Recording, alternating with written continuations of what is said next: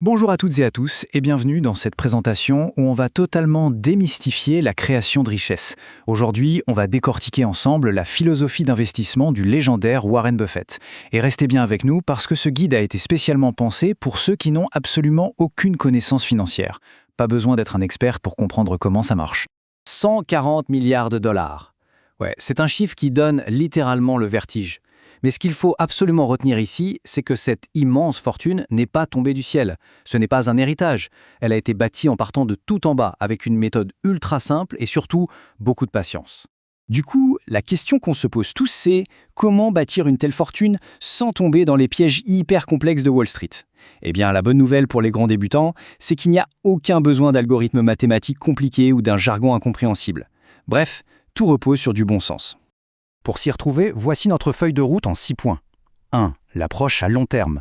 2. Commencer le plus tôt possible. 3. La magie des intérêts composés. 4. Le concept de la douve. 5. Simplicité et discipline financière. Et enfin, 6. Le véritable héritage. Allez, on attaque tout de suite avec notre première leçon, l'approche à long terme. Le principe de base, c'est que la vraie richesse, elle s'obtient avec la patience. Faut carrément oublier les hausses et les baisses quotidiennes de la bourse qui rendent fou et se concentrer sur la vraie valeur d'une entreprise. Prenez l'investissement dans Coca-Cola en 1988. 1,3 milliard de dollars investis à l'époque, ça vaut plus de 22 milliards aujourd'hui. C'est multiplié par 16. La stratégie derrière ce coup de maître, ne jamais vendre. C'est exactement la même approche qu'un certain Jeff Bezos avec Amazon. On croit au potentiel sur la durée, on oublie le profit immédiat. Mais bon, que faire quand on ne sait pas vraiment quelle entreprise choisir? C'est là qu'intervient l'ETF, ou fonds indiciel. Pour faire simple, c'est juste un panier qui contient plein d'actions différentes et qui ne coûte pas cher en frais. L'image qu'on donne souvent, c'est que c'est comme acheter la ferme entière et laisser le fermier faire tout le travail. C'est l'outil ultime quand on débute pour investir sur le marché sans avoir à analyser chaque entreprise une par une. Et pour vous donner une idée de la puissance du truc, imaginez un peu. Si on avait investi 10 000 $ dans un ETF du S&P 500 en 1942 et qu'on avait juste réinvesti les dividendes sans rien toucher, cette somme vaudrait environ 51 millions de dollars aujourd'hui. En traversant des guerres, des crises, 14 présidents, tout ça sans jamais se casser la tête pour savoir quand acheter ou vendre. Ce qui nous amène logiquement à notre deuxième leçon. Commencer le plus tôt possible. S'il y a bien un truc précieux quand on investit, c'est le temps. C'est le meilleur allié pour faire grossir un capital. Et cette mentalité de débrouillardise, on peut la voir très jeune. À 9 ans, Buffett vendait des bouteilles de Coca-Cola.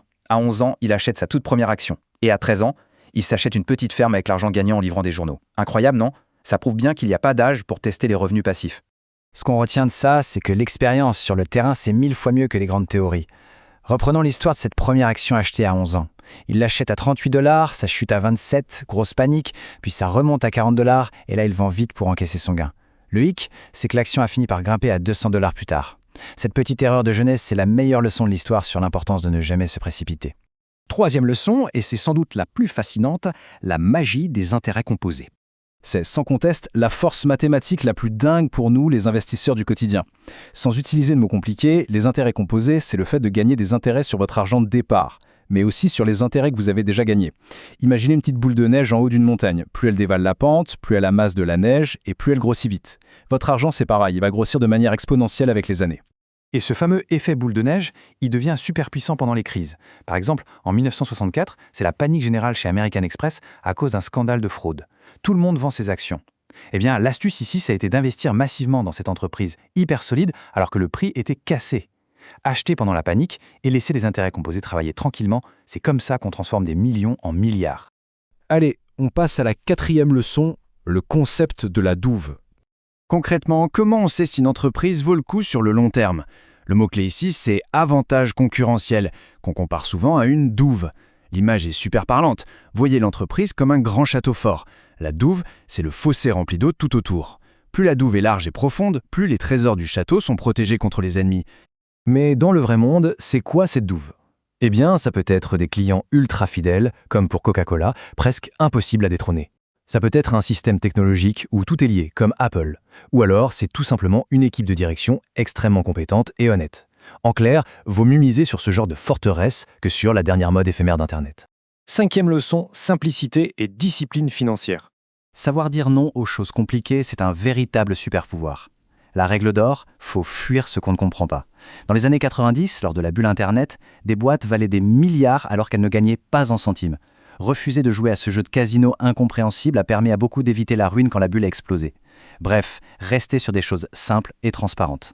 Et en parlant de trucs à éviter, parlons des dettes. Voici une phrase de Warren Buffett qu'il faudrait presque encadrer. Si vous êtes intelligent, vous gagnerez de l'argent sans emprunter. Si vous ne l'êtes pas, vous perdez tout. Emprunter pour investir, c'est risquer d'amplifier ses pertes. C'est un risque totalement inutile quand on cherche une croissance tranquille et sécurisée. Et le plus étonnant, c'est que cette discipline stricte, elle s'applique aussi à la vie de tous les jours. Habiter dans la même maison achetée en 1958 pour 30 000 $, prendre son petit déjeuner au fast-food, conduire sa propre voiture, ce n'est pas juste pour l'anecdote. Contrôler ses dépenses, ça permet de libérer un maximum d'argent qu'on peut ensuite investir pour qu'il travaille à notre place. On arrive à notre 6e et dernière leçon, le véritable héritage. Au final, après avoir accumulé tout ce capital, c'est quoi le but ultime ? 37 milliards de $. C'est la somme colossale qui a déjà été donnée à des œuvres de charité, notamment via la Fondation Gates. Accumuler pour accumuler, ça n'a aucun sens. Le vrai but de toute cette démarche, c'est la philanthropie. Rendre à la société une grande partie de ce qu'on a gagné. Pour conclure cette présentation, j'aimerais qu'on garde ça en tête. La véritable richesse, au final, est-ce qu'elle se mesure en dollars sur un compte en banque ou par l'impact positif qu'on laisse derrière soi ? Laisser à ses enfants juste assez pour faire ce qu'ils veulent, mais pas trop pour qu'ils ne fassent rien, partager son savoir, rester humble, voilà le vrai héritage. Franchement, ça donne envie de repenser totalement sa propre vision de l'argent, n'est-ce pas ?